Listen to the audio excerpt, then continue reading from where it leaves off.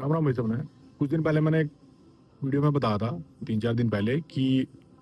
जो प्रोटेस्टर था मोहम्मद खली कोलंबिया यूनिवर्सिटी का जिसने गाजा के लिए फिलिस्तान के सपोर्ट में प्रोटेस्ट किए थे और वहाँ पे नारे लगाए थे, जिसके बाद प्रेसिडेंट ट्रंप ने ट्वीट करके एक्स पे जानकारी दी थी, व्हाइट हाउस से भी जानकारी दी कि उसको अरेस्ट कर लिया गया और उसको आइस के डिटेंशन सेंटर में भेजा गया है। मोहम्मद खली के बारे में मैं आपको बता दूं, वो फिलिस्तान से था और गाजा का सपोर्टर था। उसने अमेरिका में स्टूडेंट वीजा पे आके यहाँ की एक लड़की जो यूएस सिटीजन थी उससे शादी की हुई थी, उसके बाद उसको ग्रीन कार्ड मिला हुआ था, जो ग्रीन कार्ड होल्डर था आज की भाषा में। लेकिन पिछले 2022-23 में जब प्रोटेस्ट हो रहे थे तो उसने प्रोटेस्ट किए थे फिलिस्तान के सपोर्ट में और जो यूनाइटेड स्टेट है उसके खिलाफ कुछ नारेबाजी की थी, या ये न्यूज़ का मानना है, ये सोर्सेज हैं जो बता रहे हैं, न्यूज़ में ये रिपोर्टें छपी थी। उसके बाद प्रेसिडेंट ट्रम्प की सरकार आई और इन्होंने उसको डेपोटेशन के लिए भेजा। फिर उसके बाद जो मैंने दूसरी वीडियो में बताया कि स्टेट के जज है उन्होंने उस पर जो रिमूविंग है उस पर होल्ड लगा दिया कि भी हमें जानकारी दो उसको किस बिहाफ पे आप डिपोर्ट कर रहे हो, क्योंकि किसी भी एलियंस को बिना जानकारी के या फिर आपने जो भी उसको बेनिफिट्स दिए हैं, ग्रीन कार्ड दिया, वो आप ऐसे नहीं ले सकते। तो अभी जो जानकारी निकल के सामने आई है, तो ये जानकारी आई है सामने कि अमेरिका का एक्ट है जिसमें बताया गया है कि स्टेट का जो सेक्रेटरी है मार्क रॉबिन, उन्होंने सेल्फ अपनी पावर से ऑन बिलीफ अपने विश्वास पे वो किसी भी व्यक्ति को जो उसको लगता है कि ये स्टेट के या फिर कंट्री के खिलाफ है, टेररिस्ट एक्टिविटी में शामिल है, उसको उसके लिए किसी सबूत की या किसी की जरूरत नहीं, सेल्फ बिलीव, उसको विश्वास होना चाहिए कि हाँ मुझे लग रहा है, मुझे है विश्वास कि ये टेररिस्ट एक्टिविटी या देश के खिलाफ कोई कार्रवाई कर रहा है, उसमें शामिल है,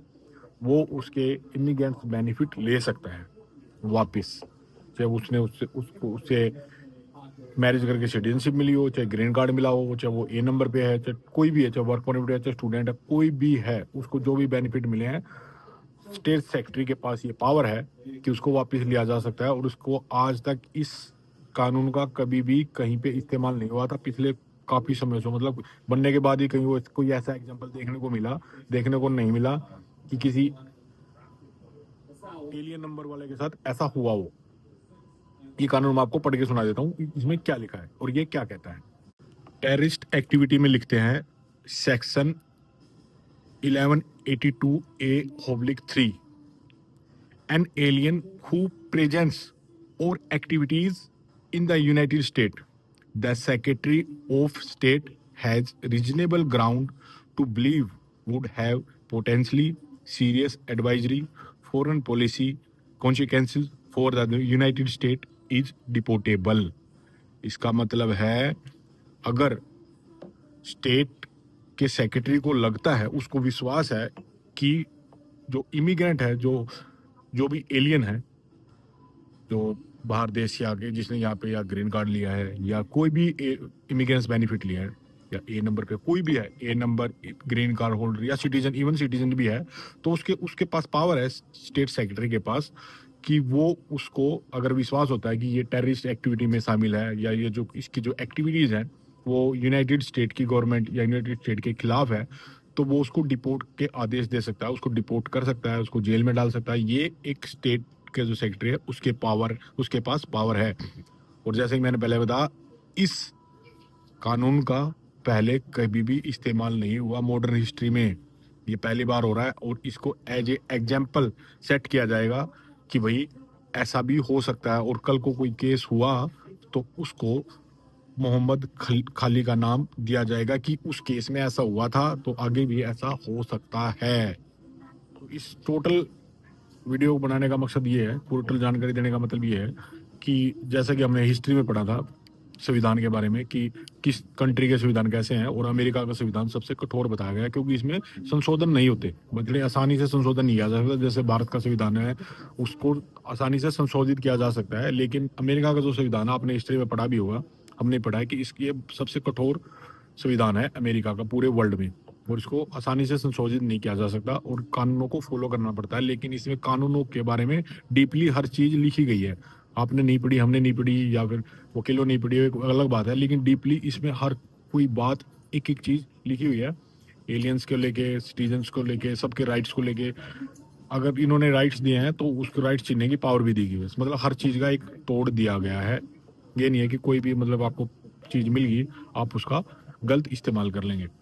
तो अगर आप भी कोई ऐसी एक्टिविटी में शामिल हुए हैं या होने की सोच रहे हैं तो याद रखें, ये अमेरिका है। यहाँ पे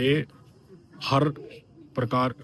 से आपको छूट दी गई है, तो हर प्रकार से आपकी छूट वापस भी ली जा सकती है। जैसे कनाडा में नहीं, झंडा कोई भी उठा देता है, किसी का कोई झंडा फेंक देता है, ये करता है, तो पहले सरकारें थी वो नहीं एक्शन ले रही थी, अभी की सरकारें एक्शन ले रही है, मूड में है, एक्शन के मूड में, और होना भी चाहिए। मैं एग्री करता हूँ, अगर कोई किसी देश के खिलाफ बोल रहा है और वो देश उसको वापस भेजना चाहे तो सही है, कोई किसी के देश के खिलाफ क्यों बोले। हम जिस देश में हैं, जिस देश को देश हमें सारी चीज दे रहे हैं, हम उस देश के खिलाफ कैसे बोल सकते हैं, हम उस देश का झंडा कैसे गिरा सकते हैं, हम उस देश के खिलाफ कैसे नारेबाजी कर सकते हैं। अगर मेरे देश में कोई आएगा और मेरे देश में कोई ऐसे बोलेगा, हमें बुरा लगेगा, तो दूसरे को भी बुरा लग रहा है, सही बात है। ये मैं तो इसको सपोर्ट करता हूँ, अच्छी बात है। अगर आप कोई अपने देश की पैरवी कर रहा है और कोई आप एक देश से बेनिफिट ले रहे हो, इमिग्रेंट्स बेनिफिट ले रहे हो, वो आपको ग्रीन कार्ड दे रहा है, फिर आप उसी देश का ग्रीन कार्ड लेंगे, फिर आपको राइट्स मिल गए कि आप उस देश के खिलाफ बोलना शुरू कर दो, ये तो गलत है ना। तो बोलता है तो फिर गलत है। तो आज की वीडियो में इतना ही, ये पूरी इस केस के ऊपर अपडेट थी। आगे भी इस केस में कोई अगर और अपडेट आया तो मैं आपको जरूर जानकारी दूंगा। वीडियो में यहाँ तक बनने उसके लिए बहुत बहुत धन्यवाद। मिलता हूँ नेक्स्ट वीडियो में, तब तक सारे मैंने राम राम, थैंक यू, जय भारत, जय हिंद, जय अमेरिका।